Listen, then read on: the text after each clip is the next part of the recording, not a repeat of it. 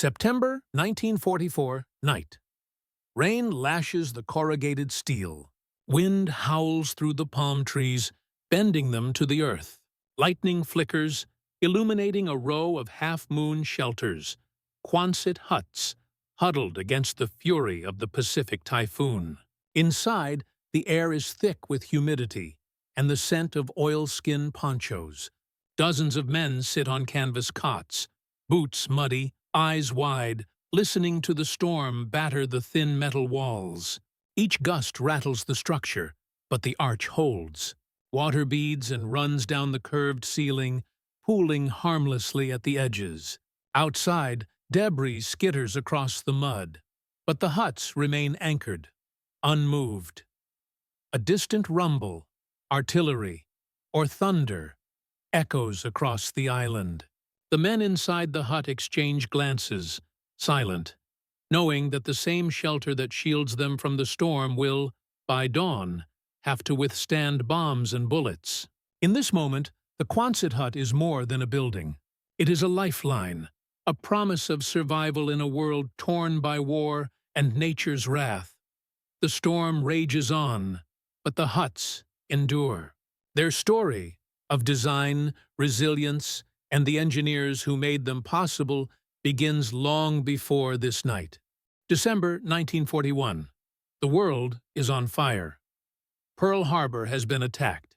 The United States, once distant from the chaos, is now thrust into the heart of global conflict. Across the Atlantic, Europe is a fortress of barbed wire and rubble. In the Pacific, islands become battlegrounds, each one a stepping stone, each one a graveyard. The U.S. military faces a logistical nightmare: how to move, house, and protect millions of men across continents and oceans. The numbers are staggering. By 1942, the U.S. Army alone will swell to over 8 million soldiers. The Navy and Marine Corps, too, are expanding at a pace never seen before. These men need shelter, fast, reliable, and adaptable. Barracks, hospitals, command posts, supply depots.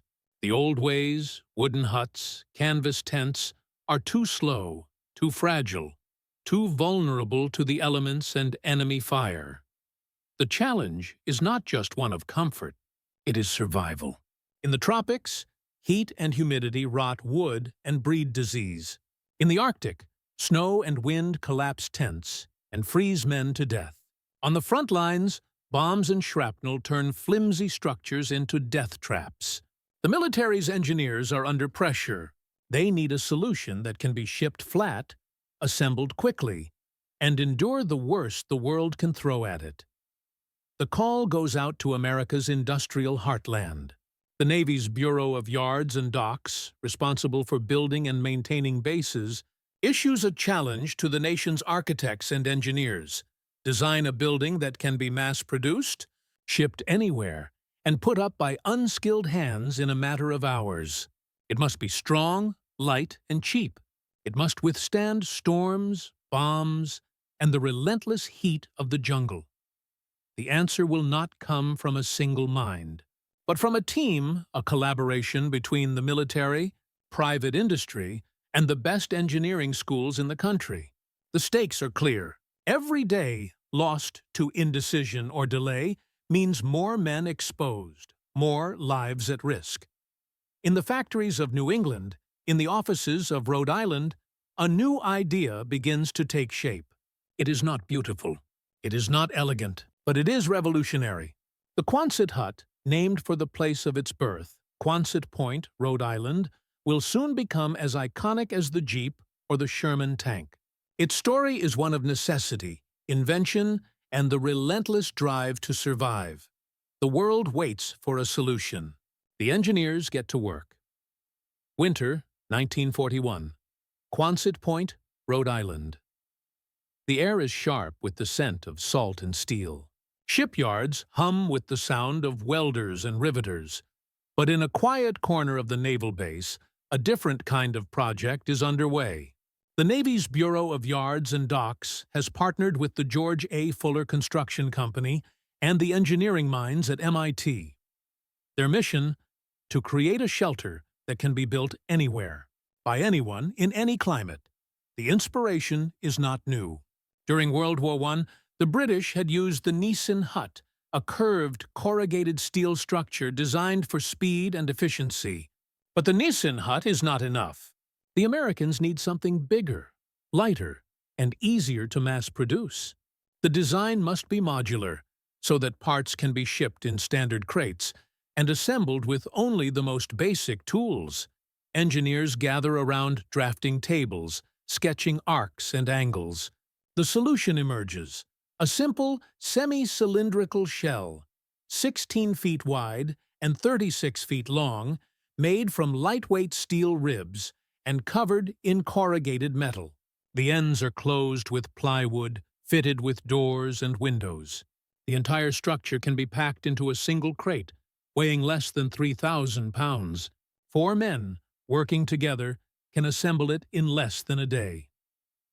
The first prototypes rise on the frozen ground at Quonset Point. They are tested against wind, rain, and snow. The results are promising. The arch shape, borrowed from centuries of architecture, distributes weight evenly and resists collapse. The corrugated steel sheds water and deflects shrapnel. Inside, the space is open and adaptable. Bunks, desks, medical cots, or radios can be installed as needed. By early 1942, the Navy places its first order: 27,000 huts. Factories in New England roar to life, stamping out steel panels and wooden end walls. Trains and trucks carry the crates to ports, where they are loaded onto ships bound for every corner of the globe. From the deserts of North Africa to the jungles of Guadalcanal, the Quonset hut becomes a symbol of American ingenuity and industrial might. But the story does not end with the first shipment. The design evolves. New sizes are introduced: 20 by 48 feet, 40 by 100 feet. Insulation is added for Arctic conditions, ventilation for the tropics. Each new theater of war brings new challenges, and the engineers respond with relentless innovation. The Quonset hut is more than a building.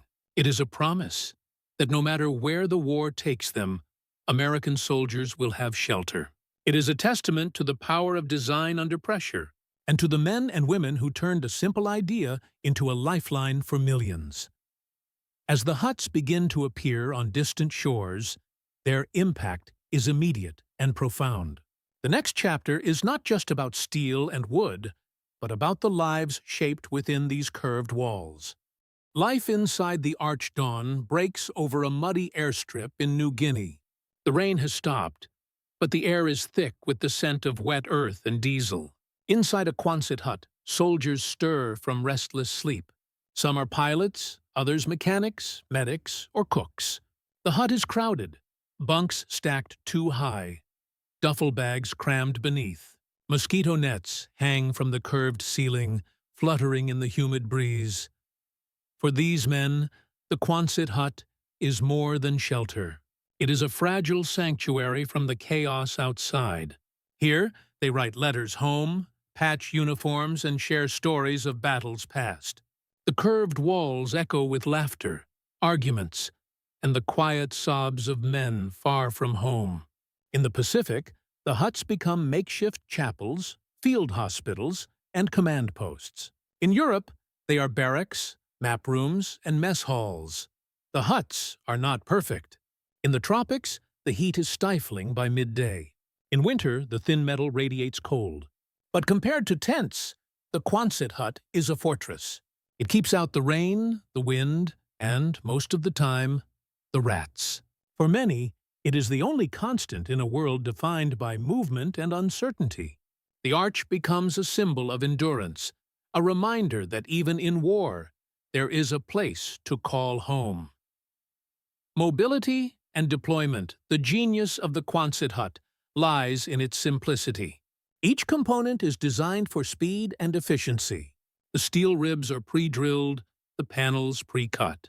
No skilled labor is required, just a hammer, a wrench, and a handful of men. In the field, a team can unload a crate, lay out the parts, and have a hut standing in less than 6 hours. This speed changes everything. On the beaches of Normandy, Quonset huts rise within days of the invasion, providing shelter for medics and command staff.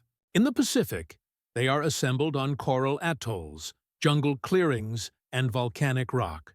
The huts are used for everything: barracks, supply depots, radio shacks, even aircraft hangars. Their modular design means they can be linked together, extended, or modified as needed. For commanders, the Quonset hut is a tactical asset. It allows bases to be established quickly, even in hostile or remote environments. Supplies and personnel can be protected from the elements and enemy fire. The huts are easy to camouflage, blending into the landscape with a coat of paint or a covering of palm fronds. In a war defined by movement and uncertainty, the Quonset hut brings order and stability. Materials and design: the Quonset hut is a marvel of wartime engineering. Its most distinctive feature, the semi-cylindrical arch, draws on centuries of architectural knowledge. The arch distributes weight evenly, allowing the structure to withstand heavy snow, fierce winds, and even the shock waves of nearby explosions. The corrugated steel panels add strength without adding weight, making the hut both durable and portable. Every detail is considered. The steel is galvanized to resist rust, a crucial feature in the salt-laden air of the Pacific and the damp of European winters. The wooden end walls are treated to resist rot and insects. Windows and vents are added to improve airflow, reducing the risk of heat stroke and disease. In colder climates, insulation is installed between the inner and outer walls, trapping heat and keeping the interior livable. The design is endlessly adaptable. Larger huts are built for hospitals and workshops. Smaller versions serve as guard posts and storage sheds. The basic principles, strength, simplicity, and speed, remain unchanged. The Quonset hut is not just a product of necessity, but of ingenuity.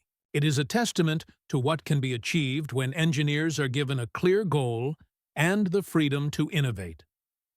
From the mud of New Guinea to the snows of Bastogne, the Quonset hut proves its worth. But its story is not just one of design and deployment. It is also shaped by the decisions of leaders, the perceptions of enemies, and the impact on those who live in its shadow. Command decisions and strategic impact: in the war rooms of Washington and London, the Quonset hut becomes a symbol of strategic foresight. Military planners, faced with the daunting task of projecting power across oceans and continents, recognize that logistics will decide the fate of campaigns. Shelter is not just a comfort, it is a weapon. General Brian B. Somerville, head of the U.S. Army Service Forces, champions the rapid deployment of Quonset huts, understanding that a well-housed army is a fighting army. Commanders in the field quickly grasp the value. On Guadalcanal, General Alexander Vandegrift's Marines use Quonset huts to establish secure command posts and field hospitals, even as Japanese artillery pounds the perimeter. In Europe, General Dwight D. Eisenhower's staff relies on Quonset huts for mobile headquarters, able to move with the front lines as the Allies push toward Berlin. The huts allow for rapid expansion of airfields, supply depots, and medical stations, critical infrastructure that keeps the war machine running. The decision to invest in Quonset huts is not without controversy. Some traditionalists argue for more permanent structures, fearing the huts are too temporary, too utilitarian. But the realities of global war demand flexibility. The Quonset hut, with its speed of assembly and adaptability, becomes a cornerstone of Allied logistics. It is a quiet revolution in military thinking, one that values mobility, resilience, and the ability to adapt to any environment. Japanese and German observations to the enemy: the sudden appearance of Quonset huts signals more than just American presence. It signals permanence. Japanese scouts on Pacific Islands report the rapid construction of these strange, arched buildings. They note how quickly the Americans establish bases, how their camps seem to spring up overnight, immune to the storms that batter the islands. German intelligence, too, takes note. In occupied France, Luftwaffe reconnaissance photographs reveal rows of Quonset huts at Allied airfields, their curved roofs glinting in the sun. Enemy commanders realize that these structures are not just shelters, they are force multipliers. The speed with which the Allies can build, supply, and reinforce their positions is a direct threat. Attempts to destroy the huts with artillery and bombs often fail. The arch shape deflects blasts, and the steel resists fire. In some cases, huts damaged by shelling are repaired within hours, their modular parts easily replaced. The psychological impact is profound. The Quonset hut becomes a symbol of Allied resolve, a sign that the Americans and their allies are here to stay. For the Axis, it is a reminder that the enemy's strength lies not just in numbers or firepower, but in the ability to adapt and endure. Impact on local populations and the environment. The arrival of Quonset huts transforms not only military bases, but also the landscapes and communities around them. In the Pacific, islanders watch as their beaches and jungles are cleared to make way for rows of steel arches. Some see opportunity, jobs, trade, and new infrastructure. Others see disruption, as traditional ways of life are upended by the relentless advance of war. After the fighting moves on, the huts remain. In the Philippines, Okinawa, and across Europe, Quonset huts are repurposed as schools, clinics, and homes. For displaced families and refugees, the huts offer shelter and a chance to rebuild. But the legacy is complex. The rapid construction and abandonment of military camps leave scars on the land, deforested hillsides, polluted streams, and fields littered with rusting metal. The Quonset hut is a double-edged sword. It brings safety and stability to those in need, but it also serves as a reminder of the costs of war on people, on communities, and on the environment. Its story is not just one of engineering triumph, but of the human consequences of conflict. As the war intensifies, the true test of the Quonset hut's design approaches. Storms, bombs, and jungle heat will push these structures and the people who depend on them to their limits. The Pacific, 1944. The war has reached its most brutal phase. On Saipan, Tinian, and Guam, the air is thick with the roar of engines and the distant thunder of naval guns. The monsoon season arrives with a vengeance. Typhoons sweep across the islands, flattening palm trees and tossing vehicles like toys. In the path of the storm, Quonset huts stand in silent defiance. Night falls. The wind rises. Rain hammers the steel roofs, a deafening drumbeat that drowns out even the sound of artillery. Inside, men brace themselves, clutching their gear, eyes fixed on the trembling arches above. The huts groan and shudder, but the arch holds. Water seeps in at the edges, but the main structure remains intact. In the morning, the devastation is clear. Trees uprooted, tents shredded. But the Quonset huts endure. Engineers inspect the damage, patching leaks, and reinforcing anchors. The lesson is clear. The design works. The arch, the corrugated steel, the modular assembly, all combine to create a shelter that can survive the worst nature can deliver. But storms are only one enemy. On Iwo Jima, the threat comes from above. Japanese artillery zeroes in on American positions, shells whistling through the air. Quonset huts, painted in camouflage, become targets. Some are hit directly. The steel panels buckle, the wooden ends splinter, but the arch often remains standing. In many cases, the huts absorb the blast, protecting the men inside from shrapnel and debris. Medics work by lantern light, treating the wounded in makeshift hospitals that, despite the chaos outside, remain functional. In the jungles of New Guinea and the Philippines, a different challenge emerges. The heat is relentless. Temperatures inside the huts soar, and humidity turns the air into a suffocating blanket. Engineers respond with innovation. Vents are added to the end walls, windows are propped open, and makeshift fans are rigged from salvaged airplane parts. In some camps, palm fronds are layered over the roofs, providing shade and reducing the temperature by precious degrees. The huts become laboratories of adaptation, each one a testament to the ingenuity of the men who live and work within their walls. The Quonset hut is not invincible. In the worst storms, some are torn from their foundations. In the fiercest bombardments, some are reduced to twisted metal. But time and again, the majority survive. They are rebuilt, repaired, and reused. Their resilience becomes a point of pride, a symbol of the determination to endure, no matter the odds.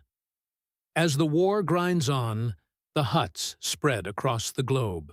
On the beaches of Normandy, in the snows of the Ardennes, on the volcanic ash of Iwo Jima, the arch of the Quonset hut becomes a familiar sight. Each one tells a story of survival, of men and women who faced the worst the world could offer, and found shelter beneath a simple curve of steel. But the true measure of the Quonset hut's success is not just in its survival, but in its transformation. In the crucible of war, necessity drives innovation. Field modifications, new materials, and creative uses push the design to its limits, and beyond. As the war rages into its final years, the Quonset hut becomes more than a shelter. It becomes a canvas for adaptation. Each theater, each climate, each new challenge forces engineers and soldiers to rethink and rework the original design. The huts are no longer just products of the factory. They are living structures, shaped by the hands and minds of those who depend on them. On Okinawa, the spring of 1945 brings not only the largest amphibious assault of the Pacific War, but also some of the most punishing weather. Torrential rains turn the ground to a sea of mud. Quonset huts, originally anchored with simple stakes, are now reinforced with sandbags, concrete footings, and even salvaged aircraft parts. Soldiers dig drainage trenches around the huts, channeling water away from the foundations. Inside, wooden floors are raised on cinder blocks to keep bedding and equipment dry. The huts become islands of order in a landscape of chaos. In the European theater, the winter of 1944-45 is among the coldest on record. The Battle of the Bulge rages in the Ardennes, and the need for warm, secure shelter is desperate. Engineers retrofit Quonset huts with double walls, stuffing the gap with sawdust, straw, or whatever insulation can be found. Oil stoves are installed, their chimneys poking through the steel roof, filling the huts with the smell of burning fuel and the welcome warmth of survival. In some camps, the huts are connected by covered walkways, allowing men to move between barracks, mess halls, and aid stations without braving the snow and wind. The adaptability of the Quonset hut extends to its uses. On airfields from England to the Marianas, the huts serve as control towers, radar stations, and briefing rooms. In the Pacific, they become chapels, post offices, and even movie theaters, brief escapes from the relentless grind of war. Medical teams transform huts into operating rooms, their curved walls echoing with the quiet urgency of life and death decisions. The modular design allows for rapid expansion. When more space is needed, another hut is simply bolted on. The enemy takes notice. Japanese and German prisoners, housed in Quonset huts, remark on their comfort and efficiency. Allied commanders, seeing the speed with which bases can be established and expanded, push for even greater production. By war's end, more than 150,000 Quonset huts have been shipped to every corner of the globe. The huts play a quiet but crucial role in victory. They allow the Allies to move faster, stay longer, and operate in places where no army has ever fought before. They protect the wounded, shelter the weary, and provide a measure of normalcy in a world turned upside down. The arch of the Quonset hut becomes a symbol not just of American engineering, but of the resilience and adaptability that define the Allied war effort. As the guns fall silent and the world begins to rebuild, The Quonset hut's story is far from over. Its legacy will shape the post-war world in ways no one could have imagined. August 1945. The war is over. Across Europe and the Pacific, the world is littered with the remnants of conflict. Tanks rusting in fields, airstrips carved from jungle, and rows upon rows of Quonset huts standing silent in the dawn. For millions of soldiers, the end of fighting means a return home. But for the Quonset hut, a new chapter is just beginning. The U.S. military, faced with the task of demobilizing the largest armed force in its history, finds itself with a surplus of more than 150,000 Quonset huts. These structures designed for war are suddenly available for peace. The government offers them for sale to the public at prices far below the cost of new construction. Across America, advertisements appear in newspapers.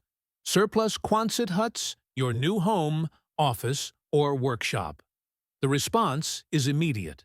Returning veterans, desperate for housing in a nation gripped by a post-war building boom, snap up the huts by the thousands.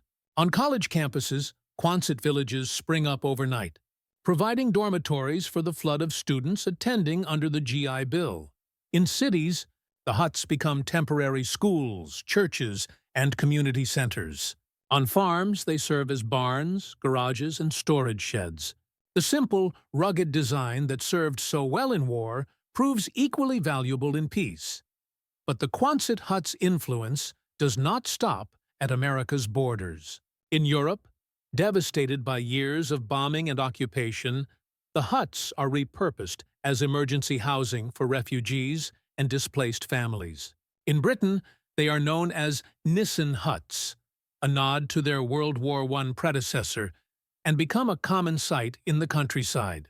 In France, Italy, and Germany, the curved roofs shelter families rebuilding their lives from the rubble. The huts also play a role in the reconstruction of Japan and the Pacific Islands. On Okinawa, the U.S. military uses Quonset huts to house both occupation forces and local civilians left homeless by the fighting. In the Philippines, the huts become schools and clinics, symbols of a fragile peace. The adaptability that made the Quonset hut a wartime asset now makes it a tool for recovery and renewal. Architects and engineers take notice. The Quonset hut's modular design, ease of assembly, and low cost inspire a new wave of experimentation in post-war architecture. Some see the hut as a model for affordable housing in a world facing rapid urbanization and population growth. Others, drawn by its industrial aesthetic, incorporate its form into modernist design. The Quonset hut, once a symbol of war, becomes an icon of innovation. Yet, for all its utility, the Quonset hut is not without critics. Some see it as a stopgap, a reminder of hardship and displacement. Others, nostalgic for the permanence of brick and wood, dismiss it as a relic of a troubled time. But for those who lived, worked, and survived beneath its arch, the Quonset hut is something more, a testament to resilience, adaptability, and the enduring power of human ingenuity. As the world moves forward, the Quonset hut's legacy continues to evolve, shaping not just landscapes, but memories and identities. Decades pass, the world changes, but the Quonset hut endures. By the 1950s and 60s, many of the original wartime huts have been dismantled, sold, or repurposed. Yet thousands remain, scattered across continents, silent witnesses to a century's upheaval. In the United States, they become part of the rural and suburban landscape. Some are painted bright colors, others left to weather into a soft, silvery gray. Farmers use them for storage. Small businesses turn them into workshops and garages. In some towns, entire neighborhoods of Quonset huts stand as reminders of the post-war housing crunch. In Europe and Asia, the huts take on new lives. In Britain, Nissen and Quonset huts are converted into artist studios, scout halls, and even pubs. In France and Germany, they serve as temporary housing well into the 1970s, sheltering families as cities rebuild. On Pacific Islands, the huts become part of the local architecture. their curved roofs blending with palm trees and volcanic hills. The Quonset hut's influence extends beyond its physical presence.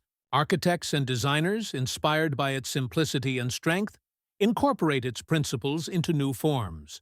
The arch, the modularity, the use of prefabricated materials all become hallmarks of modernist and post-war architecture. The hut's legacy is visible in everything from airport hangars to emergency shelters, from avant-garde homes to disaster relief structures.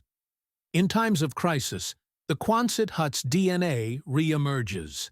When hurricanes, earthquakes, or wars displace thousands, relief agencies turn to prefabricated shelters, many echoing the Quonset's arch and assembly methods. In the aftermath of Hurricane Katrina, in refugee camps from Kosovo to Haiti, the spirit of the Quonset hut lives on in the rapid deployment of safe, sturdy, and adaptable shelters. For veterans and their families, the Quonset hut is a vessel of memory. Reunions are held in restored huts, now museums or community centers. Stories are told of nights spent listening to rain on steel, of friendships forged in the cramped warmth of the arch. The huts become symbols, not just of war, but of survival, adaptation, and the quiet heroism of everyday life. Yet, the Quonset hut is not frozen in the past.